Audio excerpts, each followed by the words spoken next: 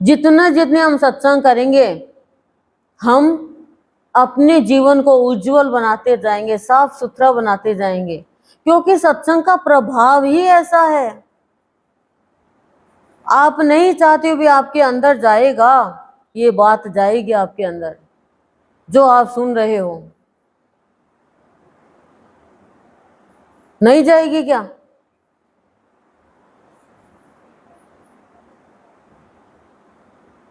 एक बार एक चोर अपने बेटे को कह रहा, बेटा मैं मर रहा हूं, लेकिन मेरी एक बात ध्यान से सुनना, तू चोरी करे पकड़ा जाए तो तू तेरा अपराध मत मानना कि मैंने चोरी की है, और एक तू साधु संतों की सत्संग में मत जाना, और चला भी जाए तो कान में उंगली दे लेना, उनकी बात मत सुनना तू। ठीक है पिताजी। पिताजी तो गए मर, अब बेटा चोरी करने गया और वो पकड़ा गया। भागने की बहुत कोशिश करी, लेकिन कैसे जैसे करके भाग तो गया। अब सत्संग हो रहा था कहीं पे, पहले खुले में सत्संग होते थे आश्रमों में जाकर, अब उसके आया कि धर्मशाला है तो यहाँ सत्संग हो रहा है। पिताजी ने कहा सत्संग में नहीं जाना, और मुझे तो सत्संग, अब क्या करूं, डरता क्या नहीं करता, अवसर का लाभ उठा लिया है, तो बैठ गया। अब उसके कान में बात चली गई कि देवी देवताओं की परछाई नहीं पड़ती। बोला अरे पिताजी ने कहा, सुनना नहीं उसने, जल्दी सी कपड़ा फाड़ा और कान में ठूस लिया। बोले पिताजी मेरे से गलती हो गई, मेरे ये बात गलती से अंदर चली गई, बाकी तो मैंने कान बंद कर लिए। अब बाहर निकला, खड़े थे वो लोग, पकड़ लिया उसको, बहुत मारा। बोला बोल तूने चोरी? बोला मैंने नहीं करी, क्योंकि उसके पिताजी की बात याद थी। बोला चोरी करी क्या? बोला नहीं करी। अब उसको जेल में डाल दिया। अब का क्या करें, तो एक ठगनी को बुलाया कि तू जैसे भी करके और इसको सच्ची बात निकला, क्योंकि सबको पता चोरी करी। लेकिन पहले क्या था कि अपराध जब तक माने नहीं ना तो उसको सजा नहीं मिलती थी। बहुत मारा उसको, लेकिन उसने अपराध माना नहीं कि मैंने चोरी की है क्या। तो वो दुर्गा का रूप धर के आई, नकली हाथ लगाए, त्रिशूल ली, नकली शेर पे आई जैसे एकदम, और बोले वो आए तो फटाक से दरवाजे खुल जाए जेल के, ऐसे मतलब सारा मतलब एकदम ऐसा दृश्य कर दिया। और चोर जो होते हैं वो देवी देवताओं को, देवी को ज्यादा मानते हैं, तो वो अपने भगवान को देवी देवता को मान रहा था। तो बोले देवी प्रकट हो गई। बोला माँ आपको कोटि कोटि प्रणाम।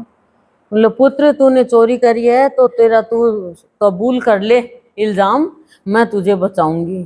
तो जैसे वो बोलने वाला था उसको परछाई दिख गई। उसने कहा मैंने उस संत से सुना था कि परछाई तो पड़ती नहीं है। तो कहा नहीं माँ आपको तो पता ही होगा, मैं चोरी करता तो आप तो अंतर्यामी हो, आप तो सब कुछ जानती हो, मैंने तो चोरी नहीं करी। अब बाहर बैठे सिपाही सुन रहे थे सारी बातें, चोरी नहीं करी, छूट गया वो। छूट गया तो उसके जागृति आ गई, जाग गया वो। तभी तो मैं कहती हूँ सत्संग में आके तो जाग लो बावलो। तो जागृति आ गई कि दो शब्द सुनने से और मैं जेल की सजा से बच गया, तो मैं पूरा सत्संग लूंगा तो क्या होगा। और वो चोरी छोड़ देता है, सत्संग में लग जाता है। तो सत्संग हमें अपराध करने से बचाती है, गुनाह करने से बचाती है, चोरी डकैती हिंसा करने से बचाती है।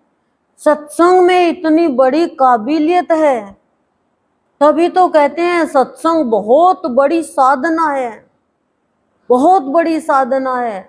सत्संग से बड़ी साधना महासाधना कोई है ही नहीं। इसमें व्रत उपवास तीर्थ सब आ जाते हैं। तो कह रहे हैं सत्संग में आओगे तो बेचैनी अपने आप हट जाएगी, आपको हटानी नहीं पड़ेगी। ये कोई वस्तु नहीं है ले भाई सरकार दी, ये वस्तु नहीं है, ये तो अंदर जम के बैठ गए बेचैनी, मन के बेचैनी मतलब मानसिक परेशानी। मानसिक परेशानी क्या है, हमने पुकार करी, हमारा काम नहीं हुआ, हमें चिंता हो गई कि भगवान ने हमारी पुकार सुनी नहीं। पर संत तो हमें ज्ञान देते कि तुम पुकारो, तुम्हारा काम कहने का है, पुकारने का है, सत्संग करने का है, बाकी काम मेरा है देखने का कि तुम्हें क्या देना है, तुम्हारे लिए क्या अच्छा है, तुम्हारे लिए क्या नुकसानदायक है, मैं देखूंगा, लेकिन तुम्हें जो नुकसान करने वाली चीज है वो मैं नहीं दूंगा। तुम चाहे कितना भी रो,